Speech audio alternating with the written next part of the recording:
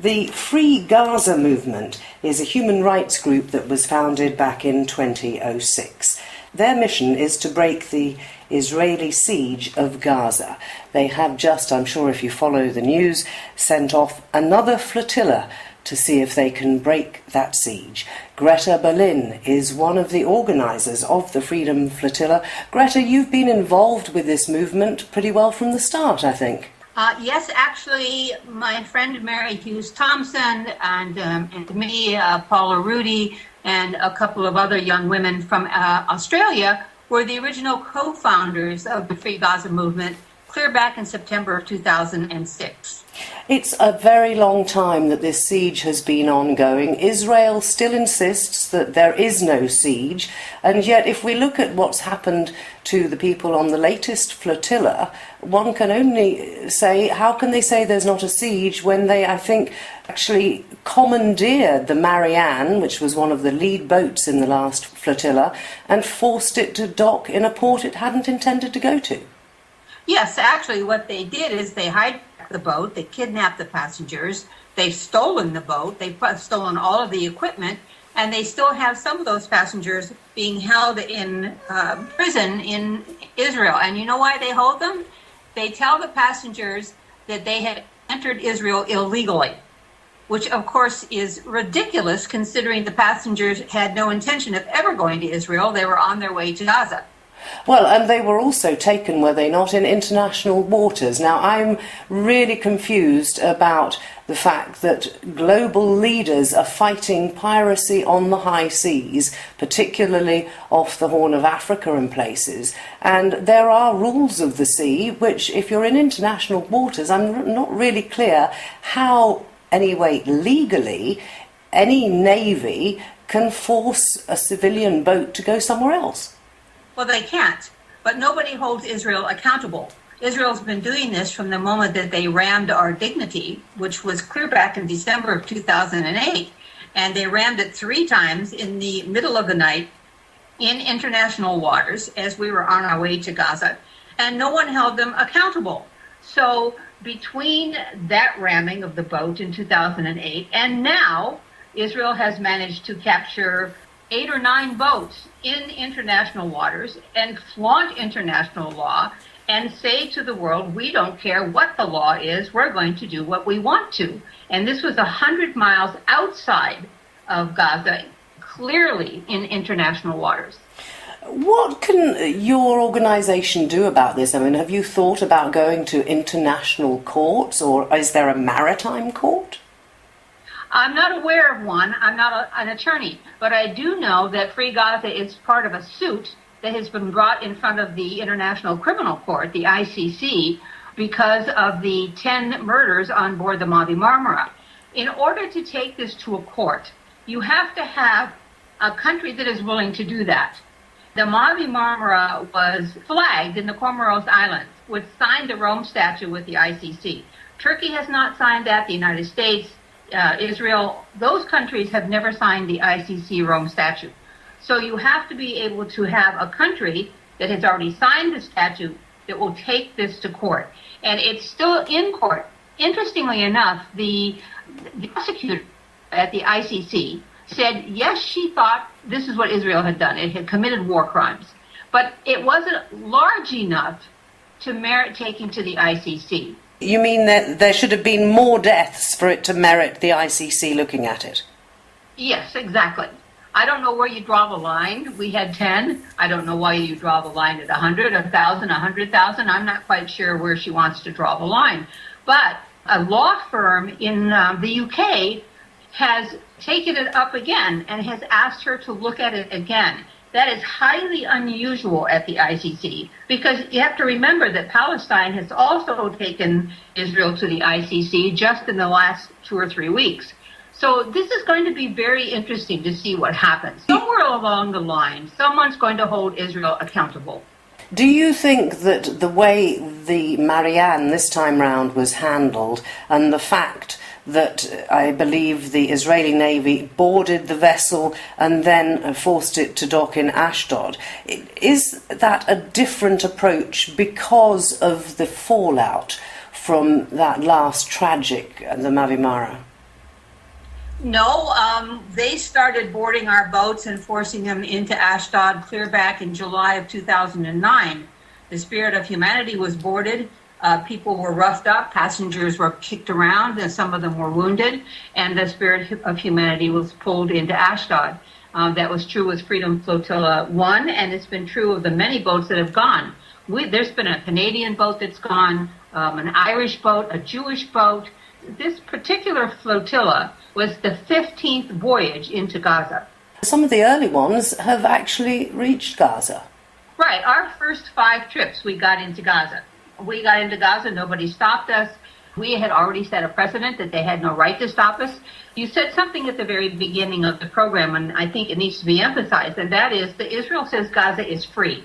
If Gaza is no longer occupied, then we have every right to sail into the port of Gaza. We've been asked by the Palestinians to come. And so Israel has no right to stop us. Either they have to admit that they are occupying 1.8 million people, and then they have to treat them kindly as an occupying force is supposed to, or they have to admit that they're no longer occupying and we have every right to sail in. And that's the conundrum, isn't it? Because it does seem that there are double standards on this across the Western world. Yes, there are not only double standards, but nobody's holding, even if somebody is going to take this to the UN, the United States is always going to veto any resolution. I don't remember the exact number of resolutions against Israel right now, but I think it's 70. And the United States has vetoed most of the last half dozen or dozen of those. So Israel sees that the big gorilla in the room, the United States, is going to protect them. So they're just going to do whatever they can get away with, and they are getting away with it. Where do you go from here? I mean, so many voyages, so many flotillas, and since those early days, certainly, none have, well, I'm not sure I should say none have been successful, because one of the things I suppose they are doing is drawing attention to the situation. But none have reached their destination. Right, none have reached the destination, but they are successful. And that's one of the reasons that we continue this. We continue to put Gaza on the front page, if not so much in the United States. It certainly has been true throughout the world that these are always covered. There's been a lot of coverage of the Marianne because what happened was the Israeli Navy came out and said that it was uneventful. Well, then, of course, we start seeing the videotapes where one nonviolent protester was tasered. They pulled the Marianne into port against its will. They arrested all the passengers. That's not uneventful. And every time that happens, it gives Israel yet another black eye. When we went the very first time, which was August of 2008, that's been, almost 7 years now, we made a promise to the Palestinians. We said that we would return until Gaza was free. And we've honored that commitment 15 times now. Just because we haven't gotten in doesn't mean that we are unsuccessful. Who are the people who volunteer to go on these boats and, let's face it, with the history, possibly put their lives on the line? Well, certainly on the first trip, there were 44 of us who got on those 2 ramshackle boats. I mean, they were they were old fishing boats. But our Greek partners had said to us, these are 2 old wooden boats, but you can't sink them. They're really very seaworthy. And they were absolutely correct. That was the case. That was really, I would say, the only voyage out of the 15 that had true activists on board. Most of us on those 2 boats had worked with the International Solidarity Movement. We had put our feet on the ground. We had worked in the occupied West Bank, or we had lived and worked in Gaza. And that was really the time that activists got on the boats and went. After that first trip, it has been a combination of people who would like to go, members of parliament, high-profile people. We're trying to get the media to pay attention. And they're not going to pay as much attention if somebody who's an activist gets on board, as opposed to somebody like Nobel laureate Mairead Maguire gets on board. And we know that, so we try to use that to the advantage so that the media will cover it. You also had a member of the Knesset, I think, on board, and the Tunisian president? He's the ex-president of Tunisia, and we also had a member of the Knesset on board this time, and we also had Hanin Zawabi, who was also a member of the Knesset, and she was on board the flotilla in 2010 that was attacked. So what's next, Greta? Do we expect another one in a year or so? Where do we go from here? It's a very good question. It takes a lot of effort and a lot of money and a lot of time to do this. People are trying to organize from around the world, and that's not an easy thing to do between cultures and time zones. And you can imagine trying to make a phone call in Cyprus, for example, and you're calling Los Angeles, which is 10 hours behind you. They might as well be on the moon. So it becomes really difficult to do a lot of this. It's amazing that we have succeeded as well as we have. And I think that reason is just sheer determination that we're going to keep Israel's feet to the fire. They are not going to get away with this. And people need to recognize what is happening in Gaza.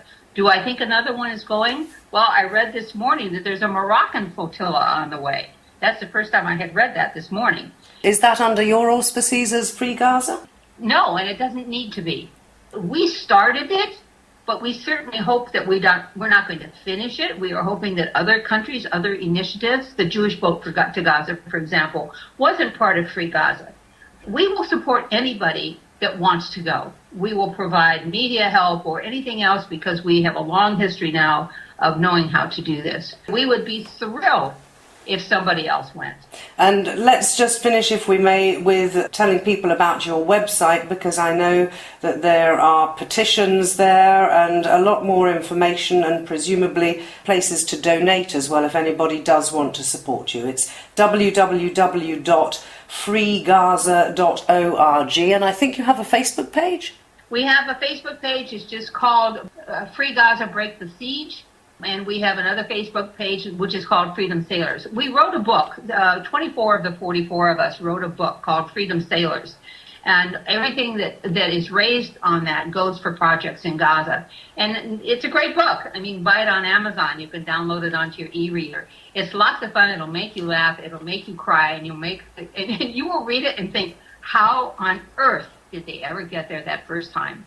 And it makes a great story of activist determination in the face of huge, huge difficulties.